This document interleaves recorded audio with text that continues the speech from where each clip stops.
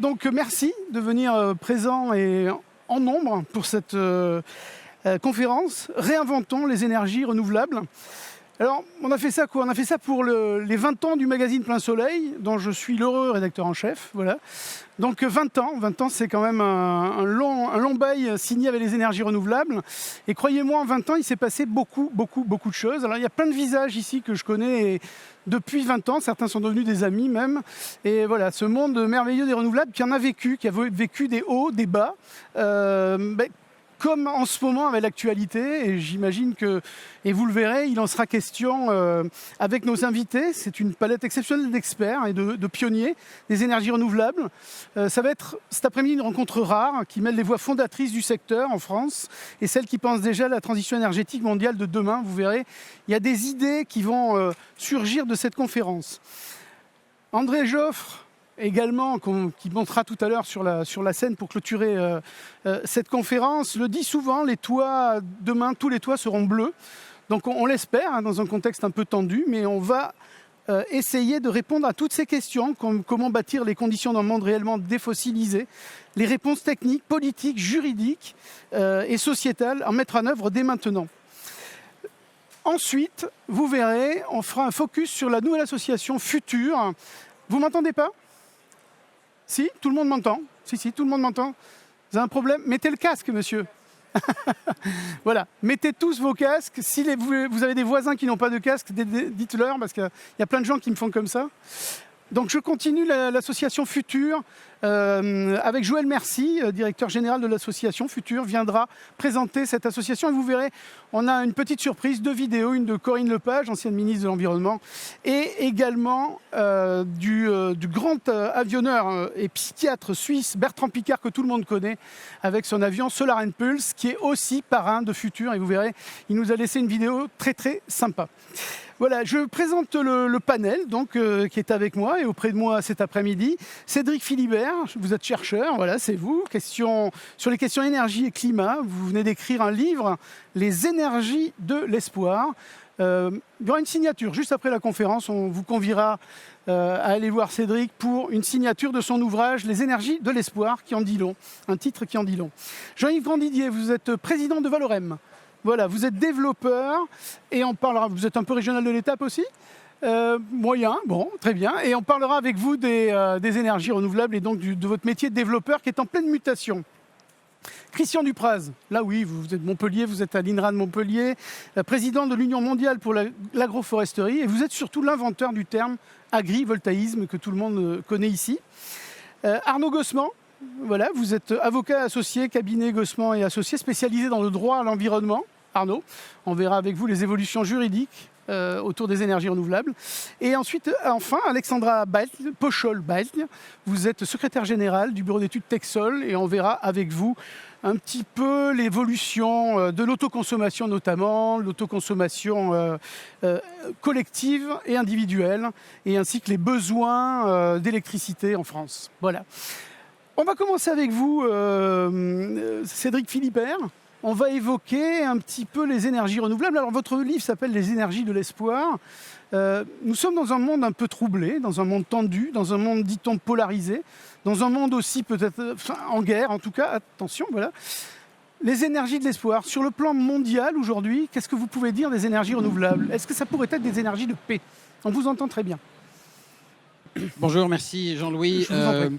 Oui, je parle surtout du solaire et de l'éolien, parce que ce sont les 2 énergies qui ont les plus gros potentiels à l'échelle globale et dont la croissance rapide explique qu'aujourd'hui, dans la production d'électricité, alors qu'on était resté pendant très longtemps à 20% de la production mondiale d'électricité avec les renouvelables, on est passé en 2022, on est passé à 30%.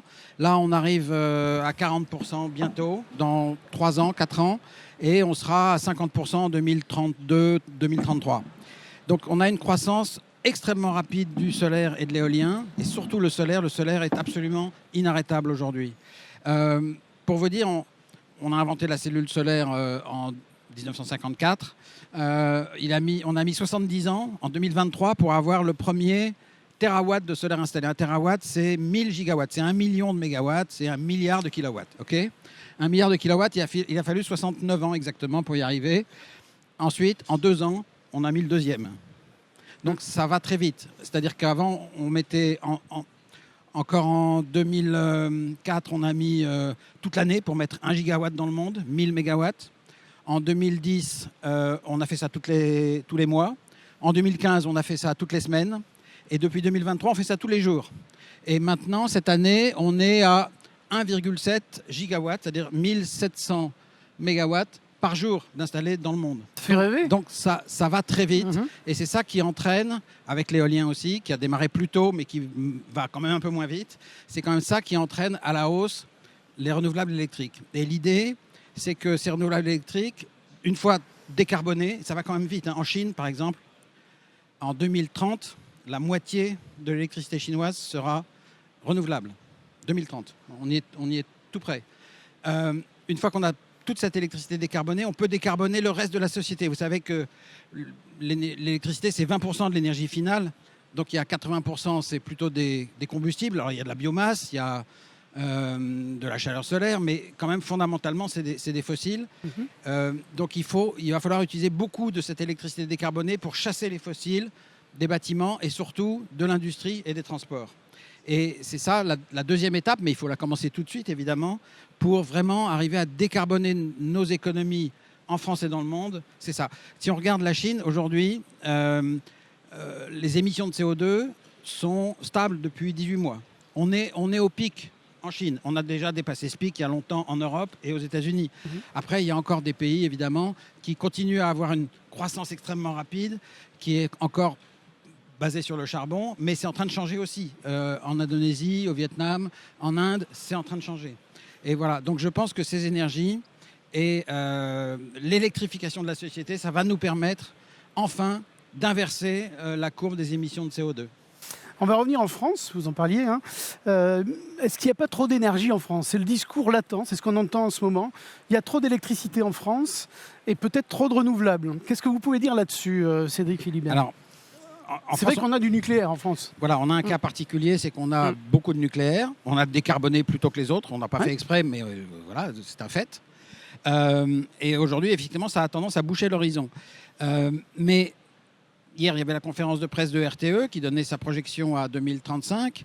Et quand même, le ton général, c'était il vaut mieux avoir un léger surplus de productibles d'électricité décarbonée que d'être dans le rouge, d'être dans la pénurie. On a été dans la pénurie en 2022, ça nous a coûté à tous, les entreprises, les particuliers, l'État par des dispositifs d'aide, ça a coûté extrêmement cher. On a importé cette année-là, non pas 60 milliards de fossiles comme d'habitude, mais 120, le double.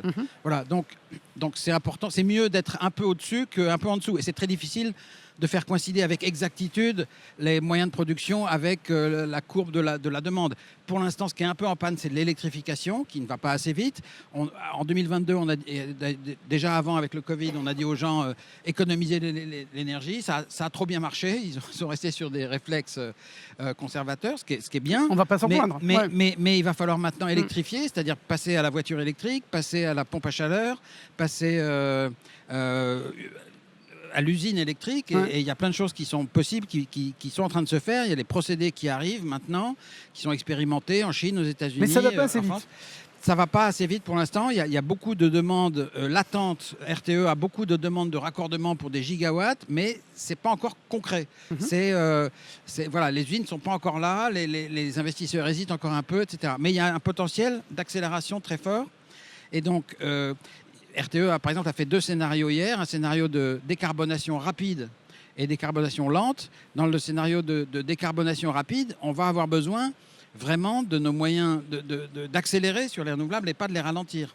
Donc on est là où il y a peut-être une hésitation au Parlement ou dans certains milieux politiques ou économiques sur la situation. Surtout qu'il ne faut quand même pas oublier que notre parc nucléaire a un âge moyen de 40 ans. Alors on dit qu'on va prolonger les réacteurs, oui, peut-être, 10 ans, peut-être 20. Certains parlent de les prolonger au-delà, mais ça, on ne sait pas du tout si c'est possible. Ils ont été conçus au départ pour être économiquement rentables sur 40 ans. On ne sait pas combien de temps. Ça coûte de plus en plus cher de les prolonger. le programme de travaux de maintenance d'EDF, il y a un rapport de la Cour des comptes, je vous invite à le regarder, il va faire un bond l'an prochain. On va passer de 15 opérations lourdes par an à 20. Ça va être très difficile. Voilà, donc on ne va pas garder tout ça indéfiniment. Et on ne sait pas construire des nouveaux réacteurs dans des délais et à des coûts maîtrisés. Oui, donc, on a vu avec l'EPR qui dépasse les 20 milliards. Donc il faut aller, absolument. Donc il faut aller sur les renouvelables. Et je voudrais ajouter une chose. Pour moi, le solaire est aujourd'hui instoppable parce que tout le monde en veut. Et avec la batterie sodium-ion qui arrive, on se fichera du prix de rachat qui vient d'être diminué, mais ça n'empêchera rien. En revanche, ce qu'il nous faut, c'est de l'éolien. Pourquoi ? Parce que dans les pays tempérés, et la France est encore un pays tempéré, on a besoin de 2 fois plus de kilowattheures éoliens que de kilowattheures solaires. Pour les 6 mois d'hiver, enfin... Exactement. Et on peut mettre beaucoup de solaire et des batteries. C'est pas ça qui va nous donner l'énergie en hiver, où ça ne nous en donnera pas assez. Donc on a besoin de l'éolien et on a besoin des réseaux pour ça. Et c'est ça mon point d'inquiétude sur la France, c'est la faiblesse actuelle de l'éolien et notamment de l'éolien terrestre. Ok, donc on est bien d'accord, accélérons les énergies renouvelables, hein, Cédric Philibert. Bien sûr. Très bien, merci beaucoup, merci à vous. Je crois qu'on peut l'applaudir. Merci. Jean-Yves Grandidier, président de Valorem, vous êtes un développeur bien connu.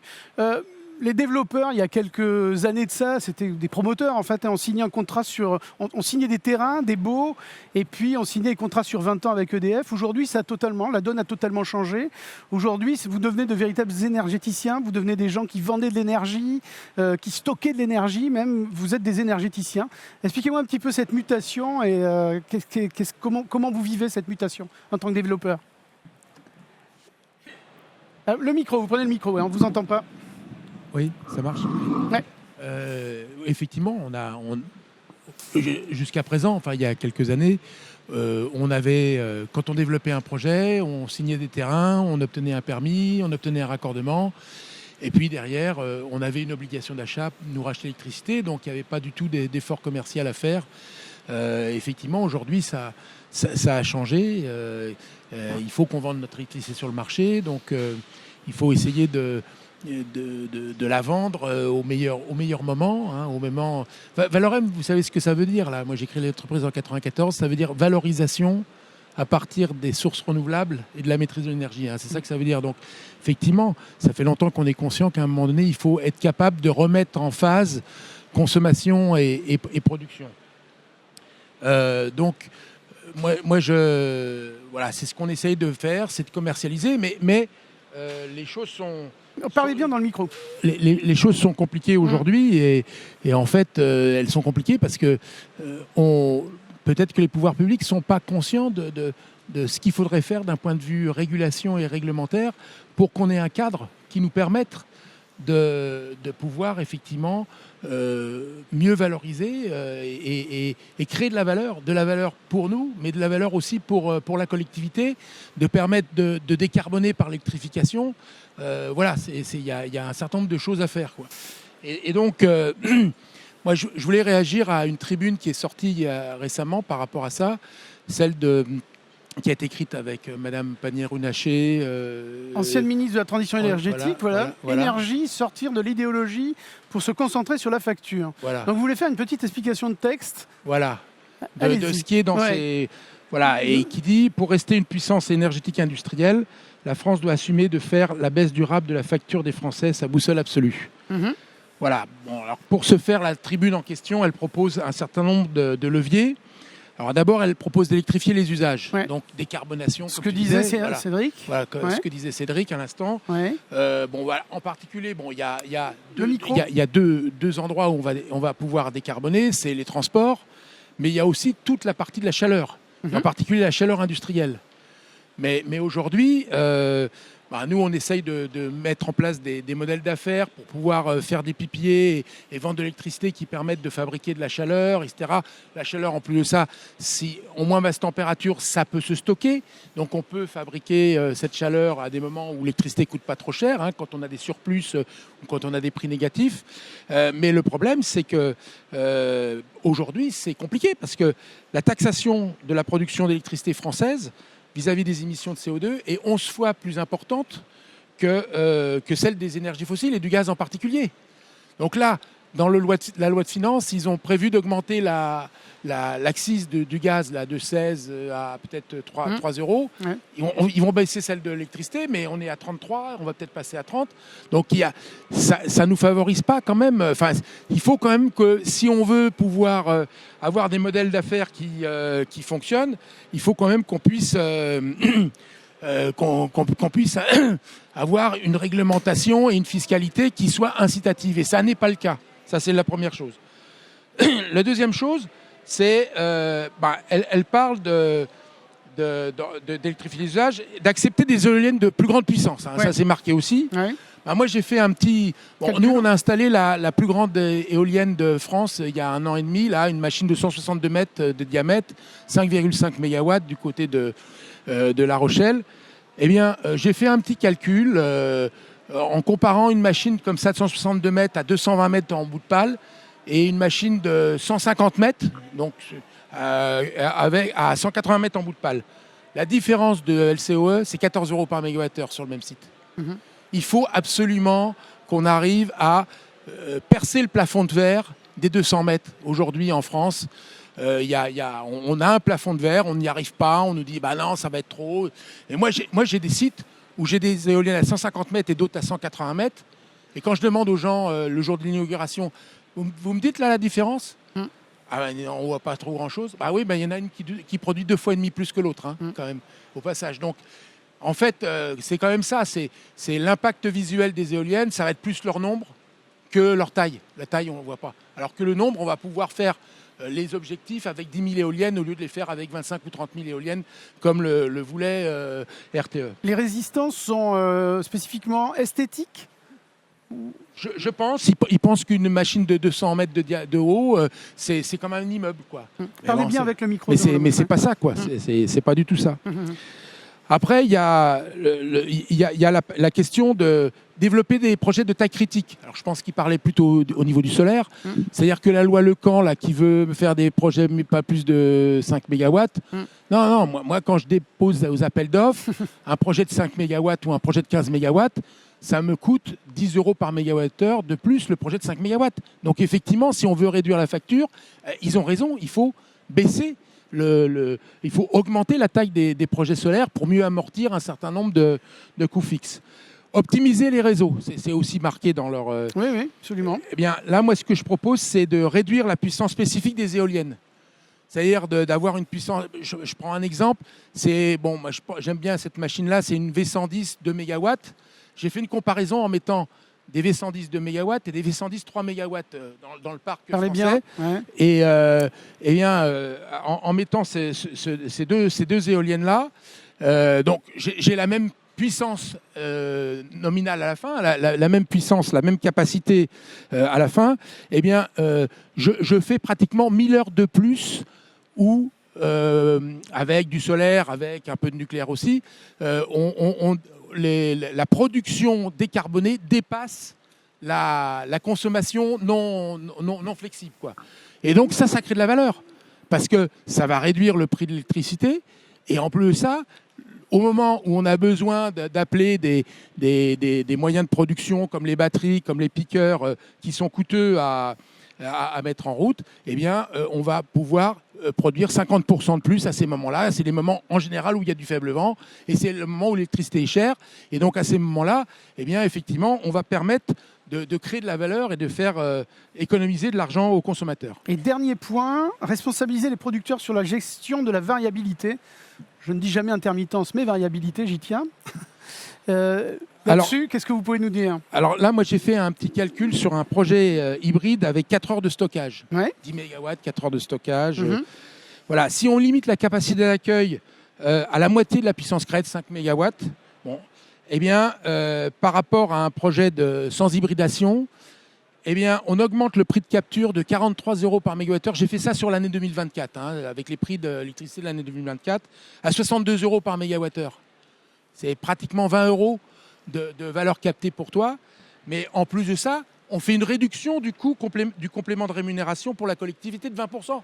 Ça coûte beaucoup moins cher parce qu'on va produire, on va injecter dans le réseau plutôt à des moments où l'électricité coûte encore plus cher que notre prix de capture. Et donc, effectivement, à ce moment-là, comme ça a été le cas en 2022 ou en 2023, eh ben, au lieu que le complément de rémunération, on nous fasse des chèques, c'est nous qui faisons des chèques à ce moment-là à l'État et en fait qui venons abonder en négatif la CSPE, quoi. D'accord. Vous venez vraiment de nous donner des axes pour réinventer les énergies renouvelables, qui sont le titre de cette thématique de notre conférence. Voilà, c'est du stockage, c'est augmenter la taille des éoliennes. Il y a des choses, il y a des solutions à trouver pour toujours plus de compétitivité. Christian Dupraz, je viens à vous pour... merci beaucoup, Jean-Yves Grandidier. Je pense qu'on peut l'applaudir, absolument. Vous êtes président de l'Union mondiale pour l'agroforesterie. Vous êtes l'inventeur du terme d'agrivoltaïsme. Alors, l'agrivoltaïsme, c'est une solution au conflit d'usage entre agriculture et production d'électricité. Comment vous est venue cette vision d'agrivoltaïsme, Christian Dupraz? Pour faire un peu d'histoire. Oui, alors, bon, je ne sais pas qu'inventer le mot. On a quand même fait la première expérience mondiale qui est à Montpellier, ici, on peut le dire, Cocorico, au domaine de la Valette, et qui est toujours en place, qu'on peut toujours aller voir, qu'on va d'ailleurs remettre, améliorer pour en faire un site un peu historique. Parce qu'en fait, à l'époque, l'agrivoltaïsme existait déjà, mais on ne le savait pas au Japon. Les Japonais avaient mis en place des petites parcelles avec des panneaux photovoltaïques et des cultures, et ils n'avaient rien publié. Ils n'ont d'ailleurs quasiment rien publié jusqu'en 2020. Donc en fait, on a découvert l'activité des Japonais vers les années 2015. Mais en 2008, on s'est dit qu'effectivement, la production d'énergie en agriculture, c'était quelque chose d'important. Ça avait toujours existé pendant des siècles.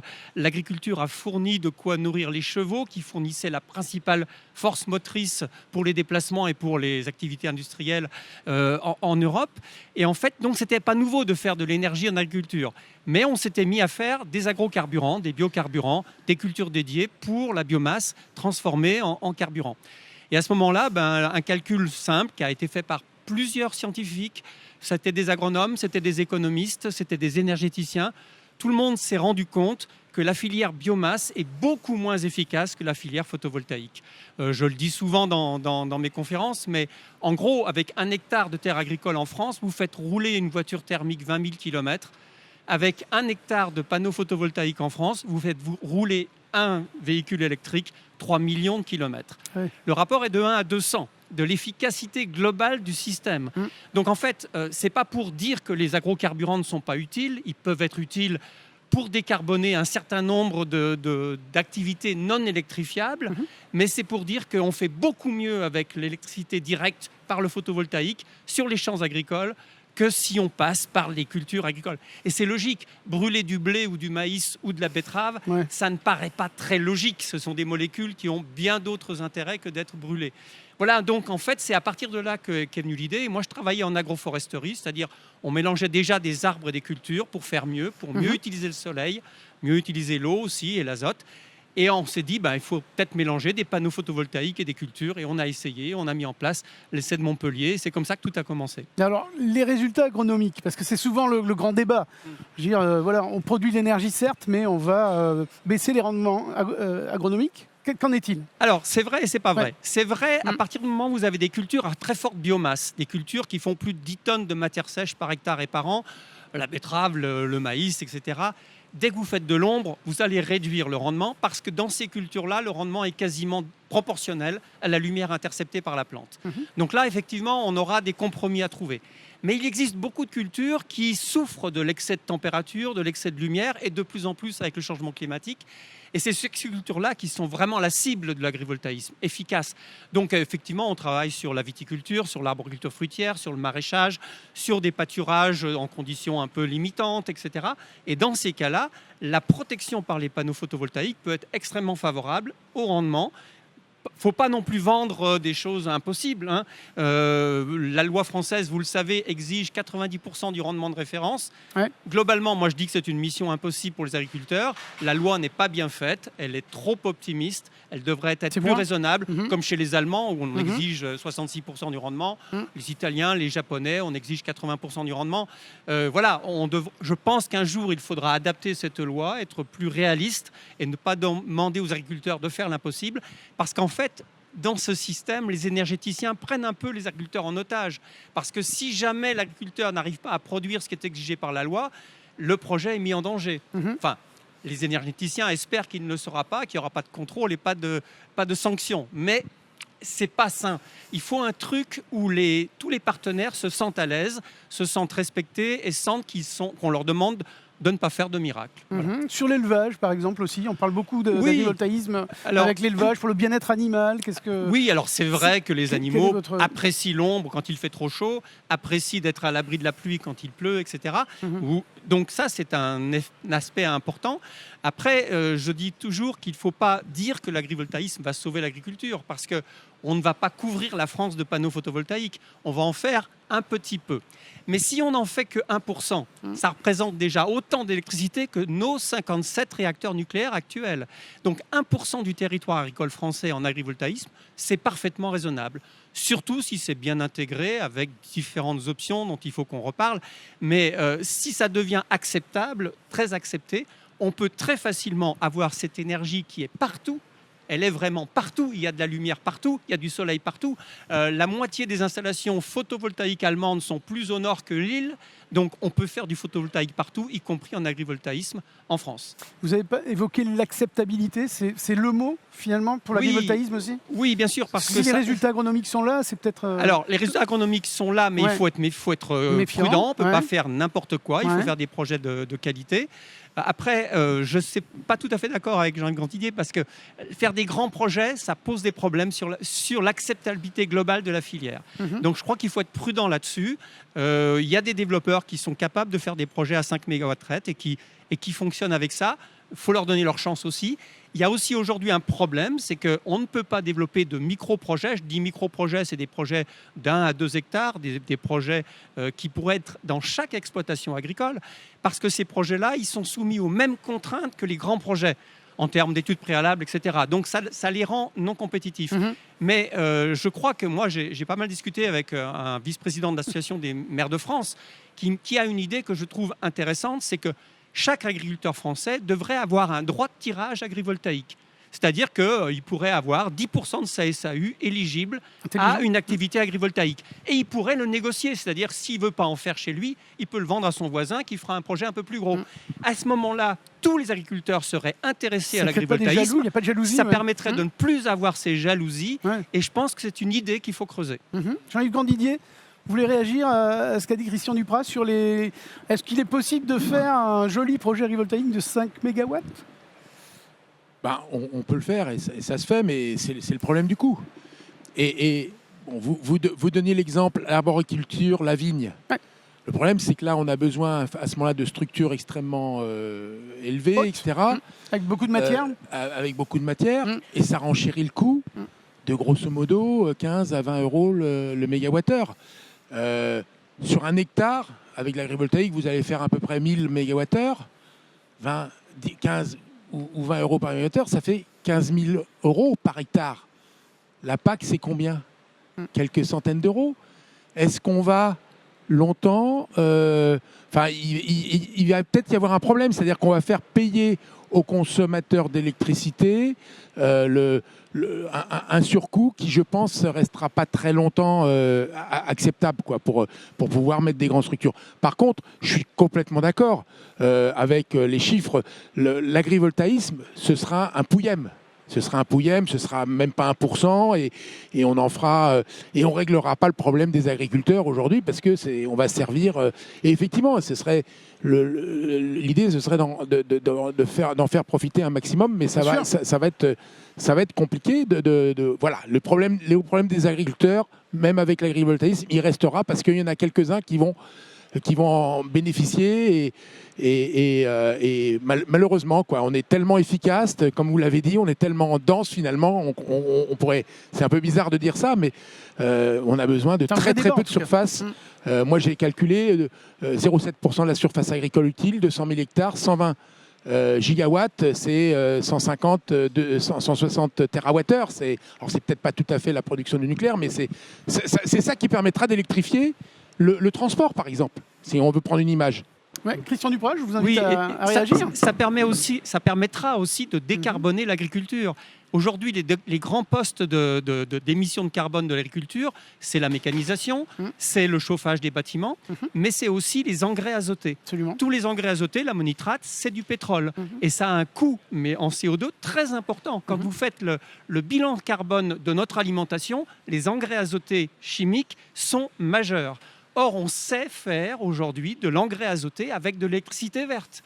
On peut parfaitement produire l'engrais azoté à la ferme avec de l'électricité verte. Aujourd'hui, ce n'est pas rentable. L'ammonitrate vaut rien parce que le pétrole vaut toujours rien. Mais une fois qu'on aura inversé les logiques de taxation des énergies fossiles et des énergies renouvelables, on peut imaginer que dans l'avenir, l'agriculture se décarbonera entièrement. Moi, je connais un agriculteur qui a son installation agrivoltaïque qui, chaque matin, va changer les batteries de son tracteur dans son champ. D'accord. Cédric, vous vouliez réagir? Allez-y, Jean-Yves Grandidier.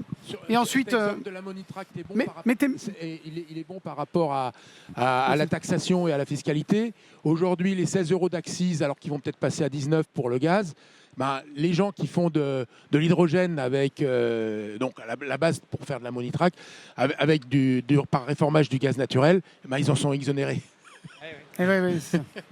Cédric Philibert, vous vouliez rajouter un petit mot? Non, juste.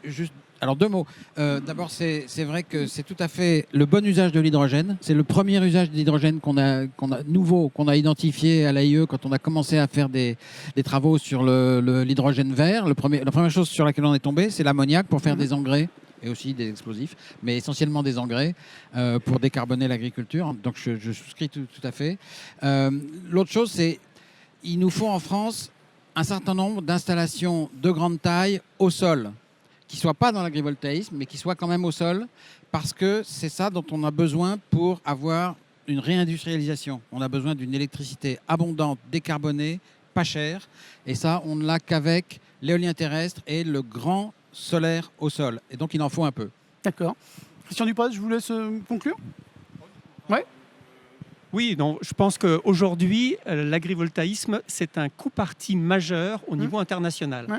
Alors, en France, il y a beaucoup d'atermoiements, il y a des hésitations, il y a une sorte de moratoire, il y a beaucoup d'associations qui combattent les projets locaux. Mais n'oublions pas qu'ailleurs, ça part à une vitesse incroyable. En Allemagne, ils vont beaucoup plus vite que nous. En Italie, ils ont mis un cadre juridique en place qui est beaucoup plus sécurisant pour les développeurs que chez nous. Ils font des appels d'offres spécifiques pour l'agrivoltaïsme. Je trouve dommage que la CRE ne fasse pas une catégorie agrivoltaïque, que quand on a les résultats des appels d'offres de la CRE, on ne sait pas ce qui est agrivoltaïque et ce qui est photovoltaïque au sol. Ça mélange les deux. Vous savez que dans le dernier appel d'offres de la CRE, c'était les projets agrivoltaïques qui avaient l'électricité la moins chère de tous les projets. Bon, c'était plutôt des gros projets, on est d'accord? Le micro, on ne vous attend pas ici, non. Et on était limité à 250 mégawatts alors qu'on était les moins chers et que derrière, ils ont sélectionné des projets qui étaient ce qu'on appelle des K3, qui étaient à 10 € par mégawattheure de plus parce que la réglementation et la notation des appels d'offres fait que c'est ces projets-là sur des terres dégradées qu'on privilégie encore. Mais là, ils sont en train quand même d'y réfléchir. Je pense. Et donc, pour conclure, l'agrivoltaïsme et toute cette énergie photovoltaïque décentralisée complète, c'est quelque chose qui va s'imposer partout, y compris dans les pays tropicaux où ça commence. Beaucoup en Asie. La plus grosse centrale agrivoltaïque actuelle, elle est en Chine. Elle fait 1 gigawatt crête. Ils produisent de la baie de goji sur plus de 1000 hectares. Et c'est bon pour la santé. Merci beaucoup. On peut vous applaudir, Christian Duprat. Alexandra Pochol-Balt, on va parler des usages, notamment de l'évolution des usages électriques. Oui, alors je voulais d'abord rebondir sur tout ce qui a déjà été dit, parce que je trouve, en vous écoutant, messieurs, qu'il apparaît clairement qu'on vit une époque qui est aussi passionnante un peu inquiétante, mais passionnante. Jean-Yves le rappelait, on avait cette habitude, j'y étais pas, mais je pense à André qui nous rejoindra tout à l'heure, à vous Jean-Yves. Le monde du solaire, c'était simple. On produisait, on vendait à EDF, et puis fin de l'histoire. Là, quand on vous entend, on est passé dans une autre ère. Et clairement, il y a 1001 façons de faire du solaire aujourd'hui. Tellement de modèles qui restent donc à inventer aussi sur comment on valorise l'électron.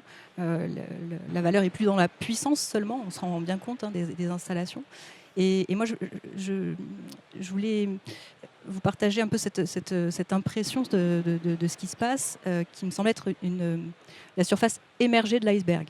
Voilà, ce qu'on voit, c'est actuellement des éléments comme la croissance des heures à prix négatif et le phénomène qu'on associe en général, c'est qu'il y aurait trop d'électricité.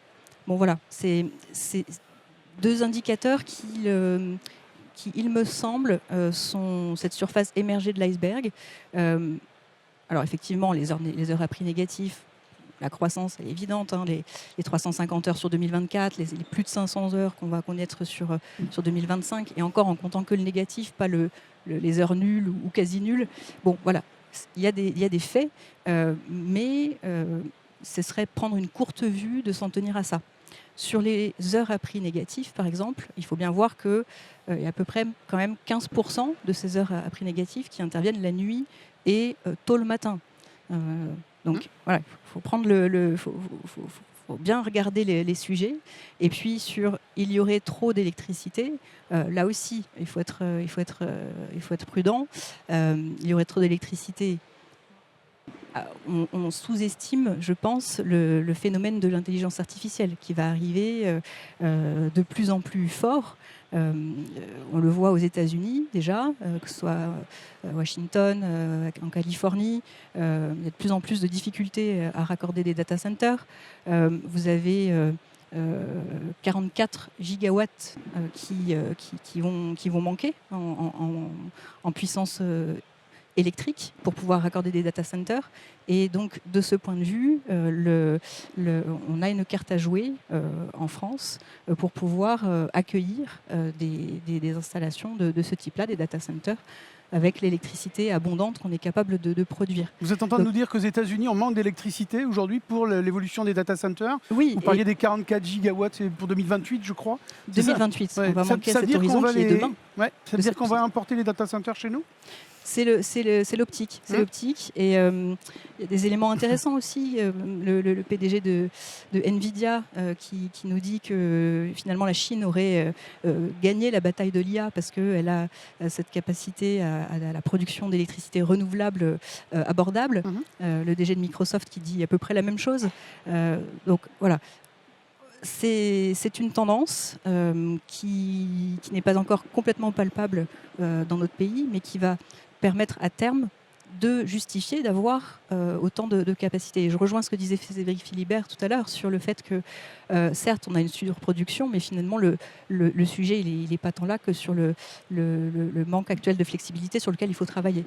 Et puis, ce phénomène, encore une fois, de surproduction, il est donc temporaire. Et il y a aussi l'autoconsommation individuelle et l'autoconsommation collective. On en a parlé aussi avec Cédric tout à l'heure.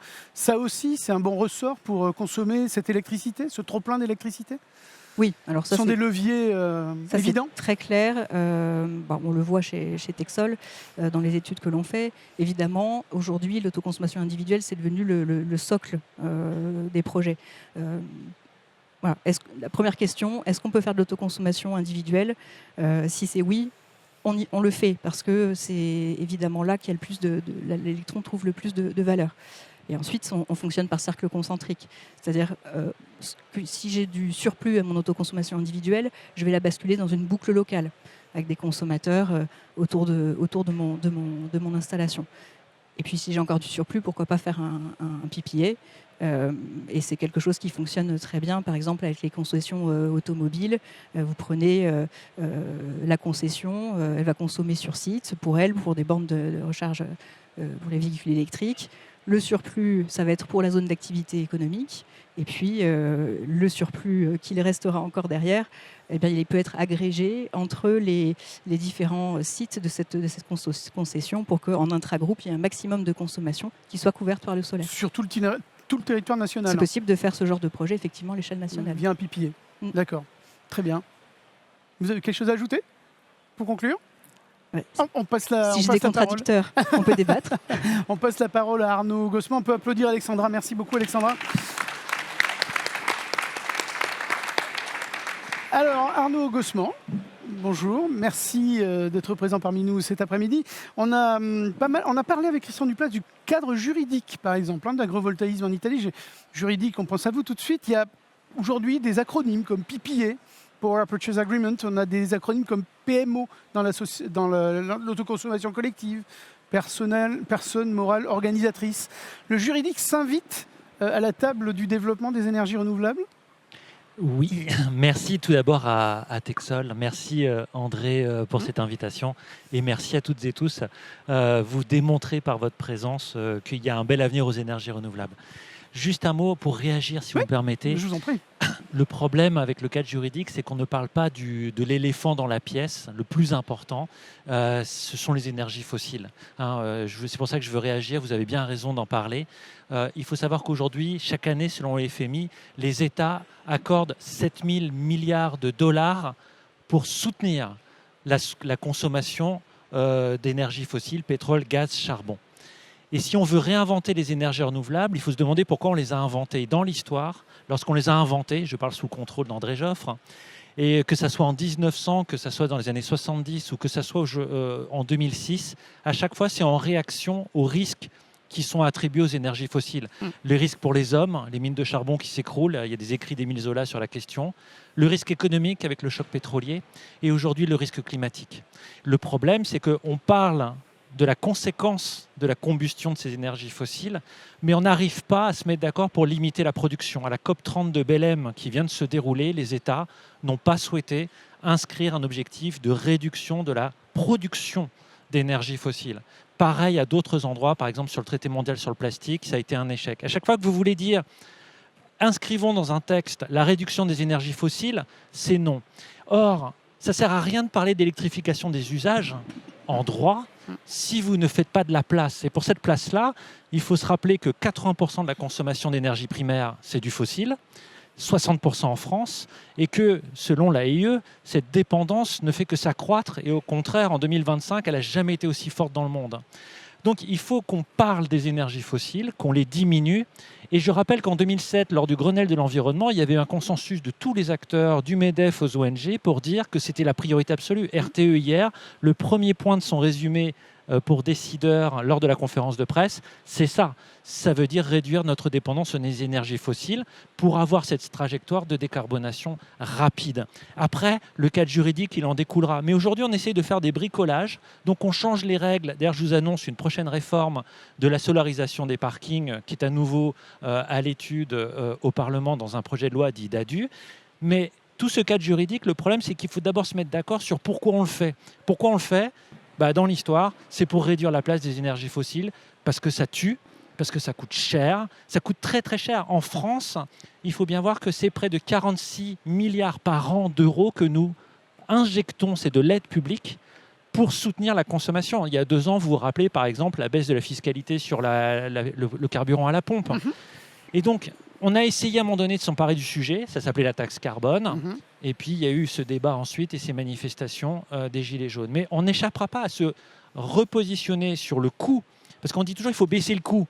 Et d'ailleurs, quand on parle des coûts, on parle surtout de celui des énergies renouvelables. Plutôt que de faire un énième rapport sur le coût des énergies renouvelables, j'adorerais qu'on fasse un rapport, parce que ça, on n'en fait pas, sur le coût exact des énergies fossiles.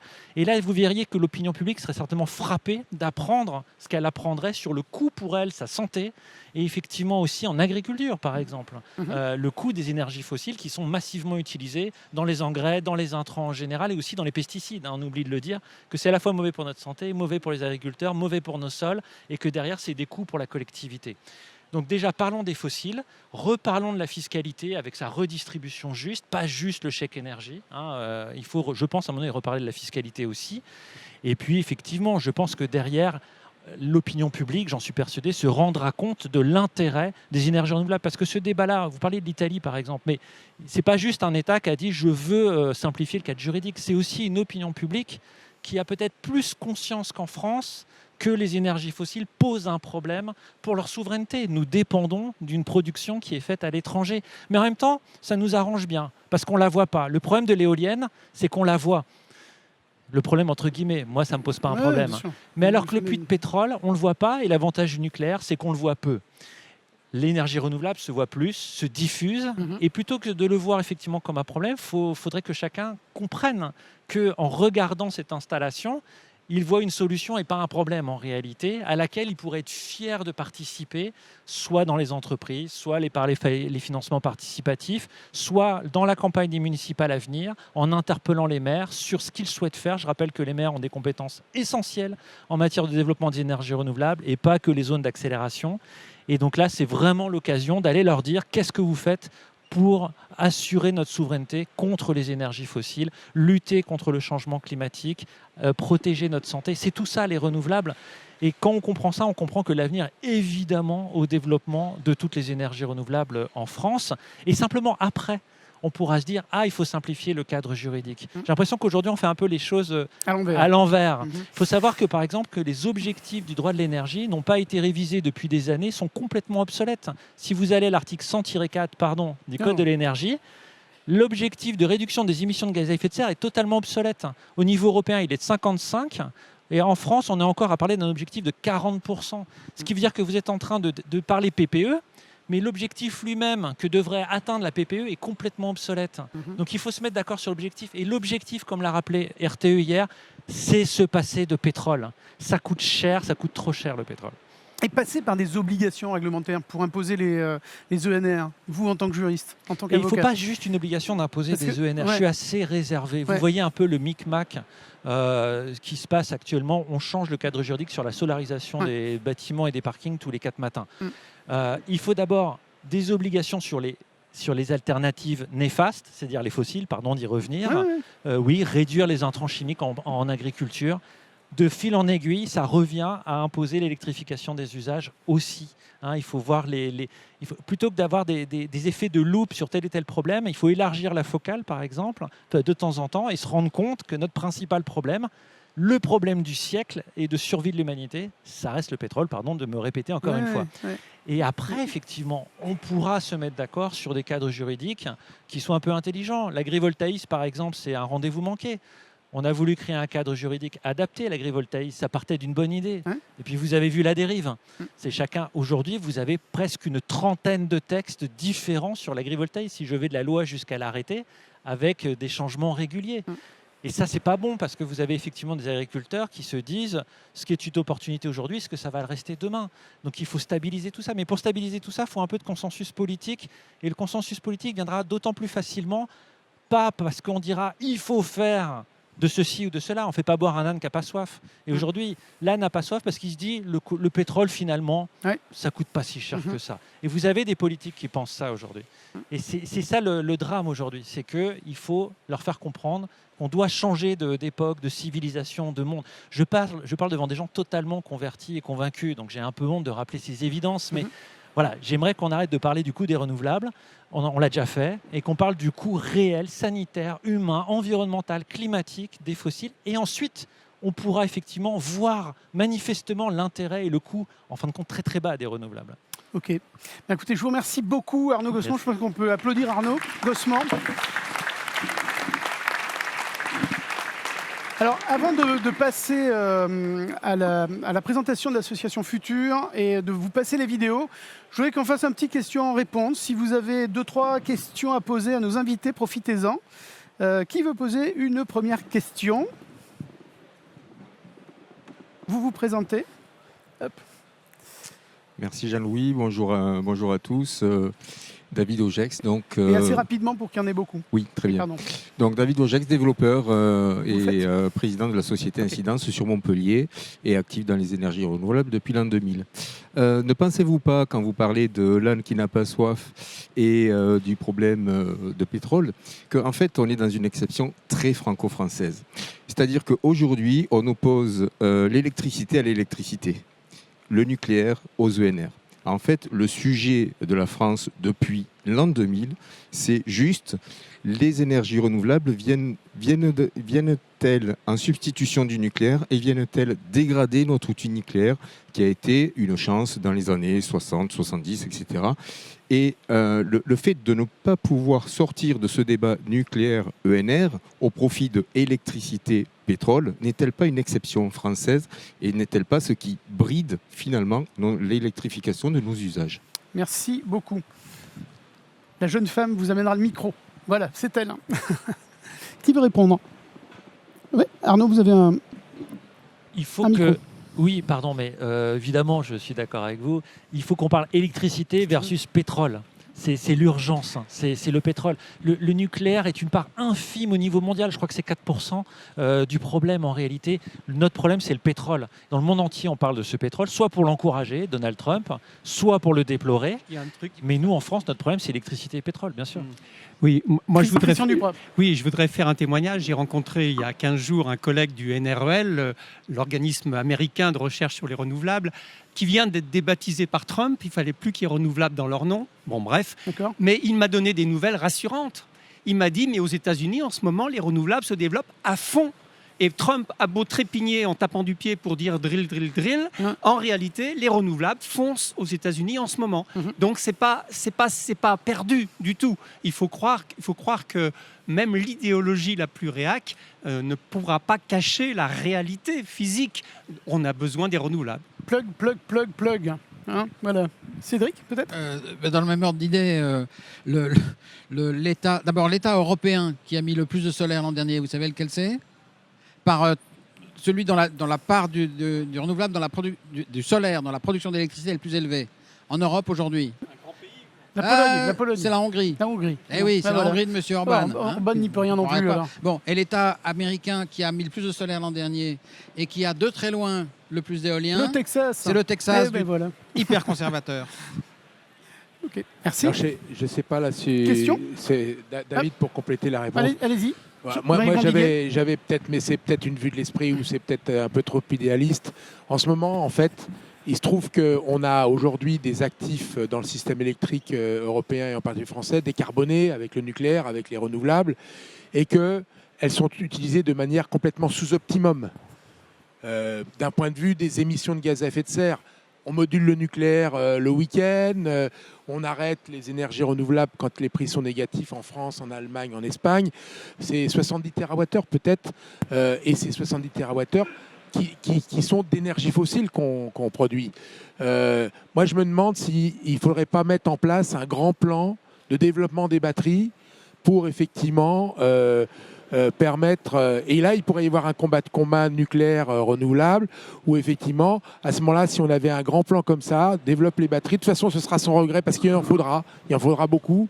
Et de cette manière-là, d'arriver à avoir les capacités de stockage qui nous permettent de ne pas démarrer ces centrales must-run qu'on démarre le samedi soir pour passer la pointe du soir et qui, si on peut les arrêter pendant 36 heures, eh bien à ce moment-là, effectivement, ça vaudra le coup pour eux de les arrêter et ils ne pourront pas supporter des prix négatifs pendant 36 heures. Donc voilà, il y a peut-être un combat commun, mais je rêve certainement avec les pros du nucléaire, avec les gens qui se défendent le nucléaire. Et là, et c'est ce qu'il disait d'ailleurs Mme Pannier-Runacher aujourd'hui, pourquoi on parle de PR alors qu'on pourrait optimiser la production du nucléaire existant, etc., et éviter de le moduler. Et là, je pense que ça passe par la batterie et il faudrait avoir un grand plan de développement des batteries. Et je pense qu'à ce niveau-là, il y a un atout qu'on a en France que les autres n'ont pas, c'est qu'on est au cœur de la plaque électrique européenne. Et donc, les électrons, et on est le pays qui a le plus d'interconnexions avec ses voisins, et donc les électrons excédentaires qui vont être là, renouvelables, d'un côté, de l'autre côté du Rhin ou de l'autre côté des Pyrénées, eh ben, c'est nous qui pourrions les capter, comme la Suisse l'a fait avec le nucléaire. Les Suisses l'ont fait, ils ont stocké dans leur système d'hydropompage et ils revendent l'électricité au moment de la pointe relativement cher. Et donc on pourrait en plus créer de la valeur, créer de l'activité en profitant de nos atouts. Aujourd'hui, on est dans un pays où on se défausse de nos atouts parce qu'on manque de vision. On a des atouts et on ne les joue pas. Et ça pourrait être un grand plan qui permettrait de recréer de l'activité, qui permettrait effectivement de profiter un peu de notre rente de situation. Mais ça, visiblement, il n'y a aucune vision pour pouvoir le faire. Voilà, moi, c'est un peu un rêve parce que je pense qu'on aura du mal de réconcilier. Mais moi, c'est ça que je souhaiterais. Merci beaucoup, Jean-Yves. Alexandra, un mot ? Oui, complètement d'accord. La pièce du puzzle, le stockage, elle est essentielle aujourd'hui pour compléter le puzzle. Donc, pour pouvoir créer d'ailleurs ces communautés d'énergie qui ont été voulues par Bruxelles à l'époque, on ne savait pas trop où l'Europe voulait en venir. Ça paraissait complètement artificiel. On se rend bien compte qu'aujourd'hui, on peut tout à fait faire des projets, et on doit faire des projets qui mixent l'autoconsommation sous toutes ses formes, le stockage, l'agrivoltaïsme. Voilà, c'est comme ça qu'on arrivera à faire des modèles d'affaires qui ont du sens pour les territoires, et c'est quand même ça le sens de l'histoire. Et pour ce sujet d'antagonisme entre les ENR et le nucléaire, complètement d'accord aussi avec tout ce qui a été dit. On a besoin de nucléaire, on a besoin d'énergie renouvelable. Et le sujet, c'est cette dépense qui était rappelée par RTE, 60 milliards sur le gaz et le pétrole. Alors, on n'est pas sur les 120 milliards de 2022, mais quand même 60 milliards. Merci beaucoup à vous 5. Vous voyez, une question, on a eu 10 minutes de réponse. Ouais. Si on fait poser une autre question, on est là jusqu'à 19h. Donc, on va enchaîner directement. Merci. Juste une petite question rapide. Très rapide, le temps que je gère un petit problème de régie. Et je vous laisse avec... Éric Coteux, je suis président de la SAS EMC2 Énergie Montpellier Collectif Citoyen, qui vient de l'association Énergie en Toi. Moi, je vous interpelle, c'est sur le côté du financement. Et justement, pour ce que vous disiez tout à l'heure, le fait de gagner l'opinion, la bataille de l'opinion, de dire qu'il faut de l'énergie renouvelable.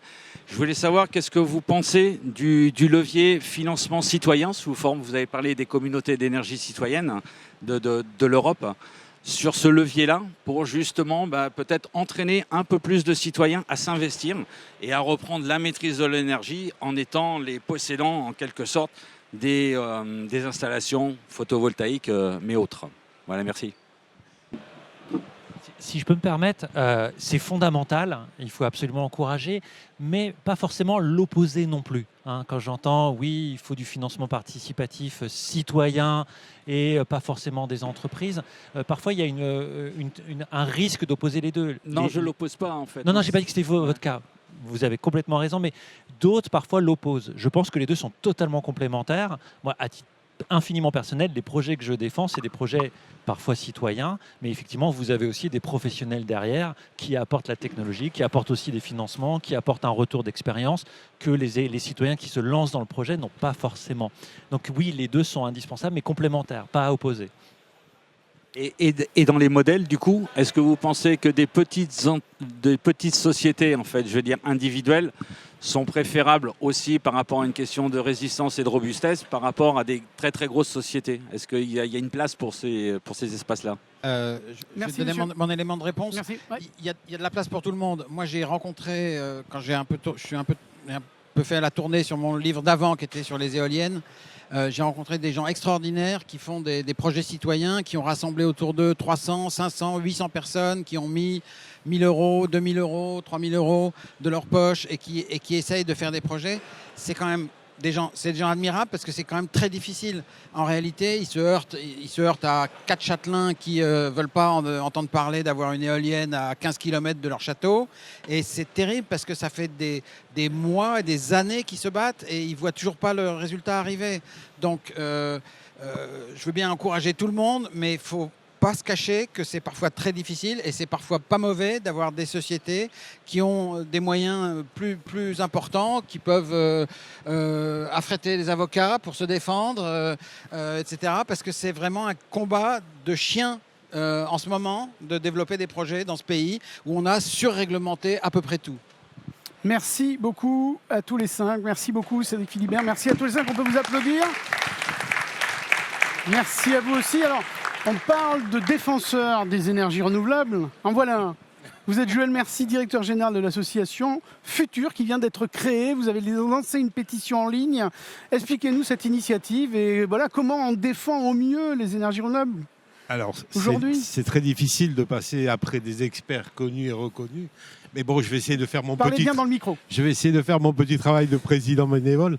Il y en a beaucoup qui me connaissent en tant que président du GPPP, la plus grande association de producteurs photovoltaïques en France.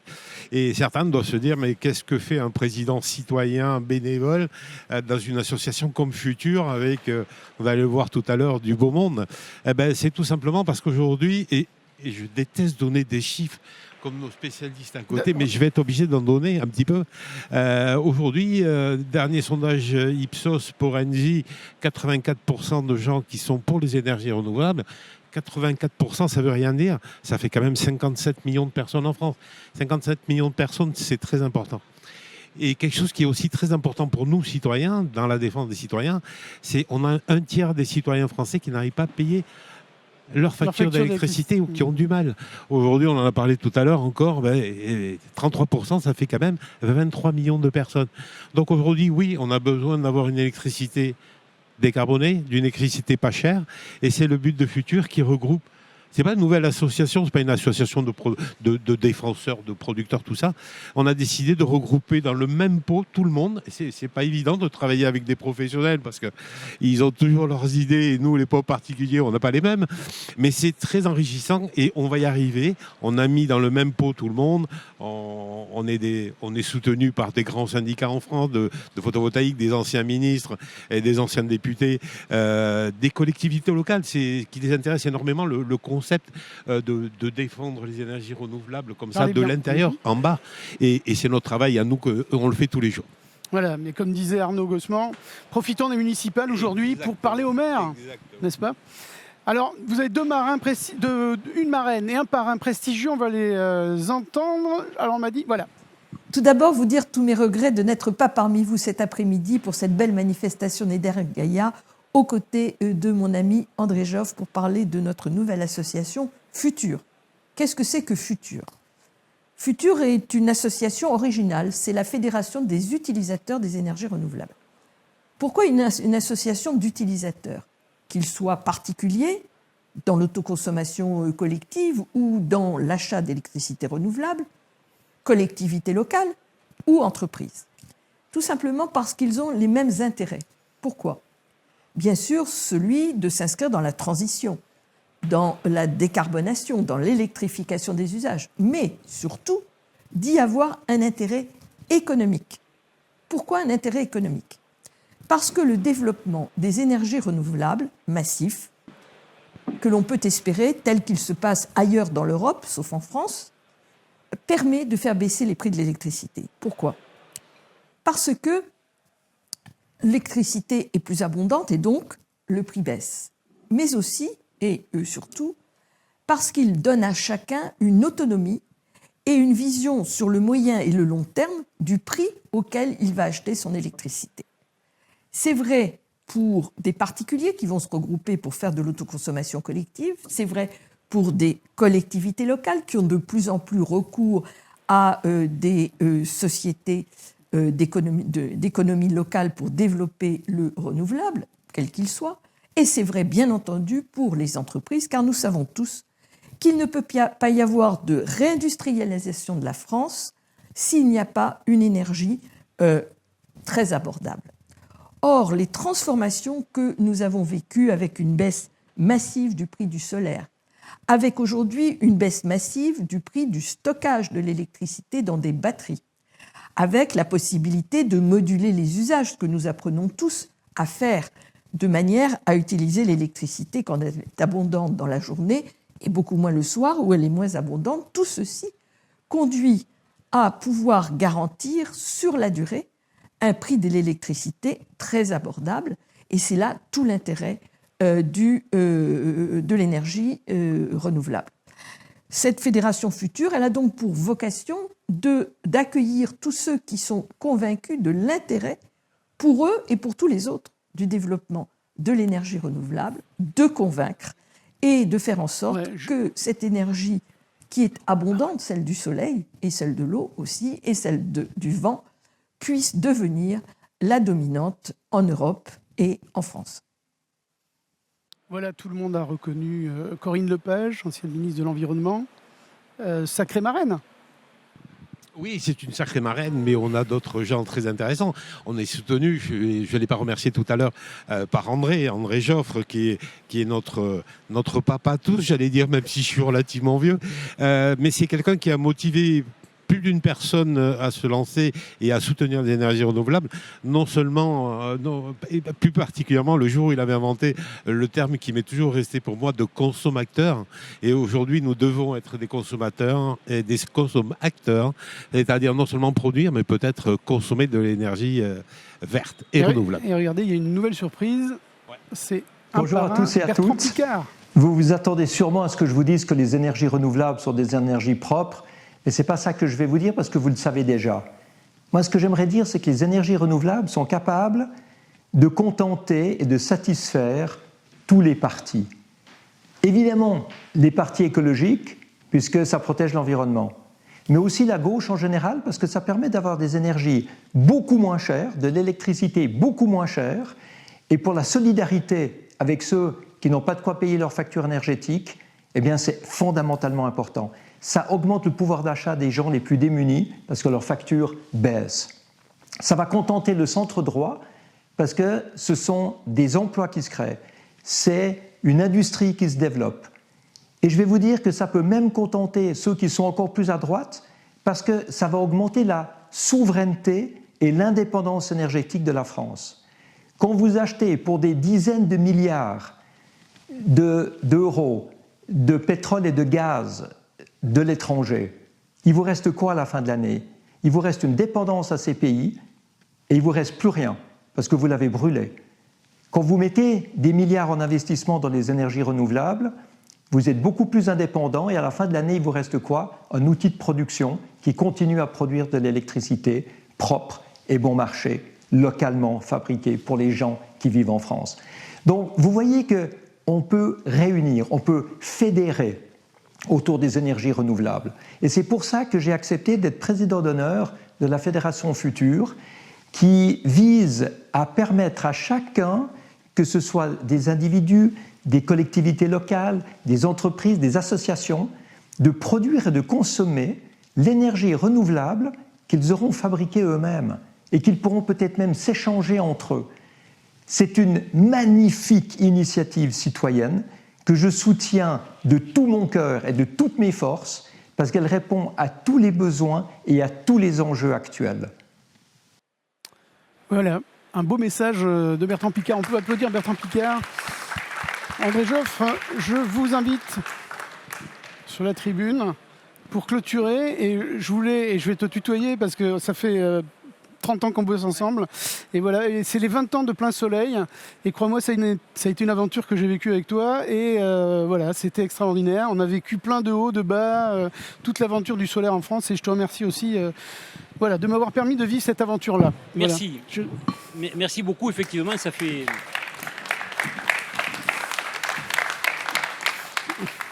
Ça fait 20 ans que Jean-Louis, jeune journaliste, nous a rejoints.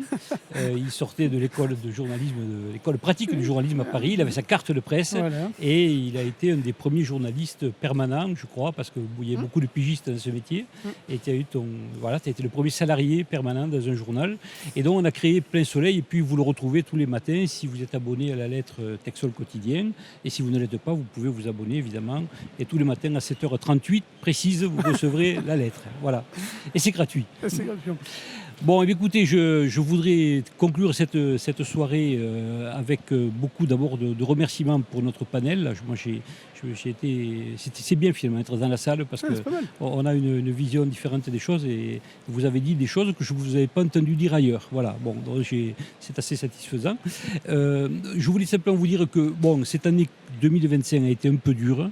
On a un peu souffert, on a entendu des noms d'oiseaux concernant les énergies renouvelables, etc. Bon, il il ne faut pas se décourager pour autant. On est assez résilient, comme on dit en Occitanie. On a déjà connu des périodes difficiles. Aujourd'hui, ça va mieux. On espère avoir une PPE pour Noël. Alors, on m'a annoncé un chiffre, une date, le 18 décembre. Bon. Est-ce que ce sera le 18 décembre ? Donc voilà, on espère tous que ça va se débloquer. On sent qu'il y a quand même dans l'opinion un courant très porteur. On a parlé de sondages, il y aura d'autres sondages qui vont venir en janvier. Vous verrez que ça confirme cette volonté de l'opinion publique de soutenir ces énergies renouvelables. Honnêtement, je pense qu'on a gagné la partie. Aujourd'hui, la compétitivité économique est là.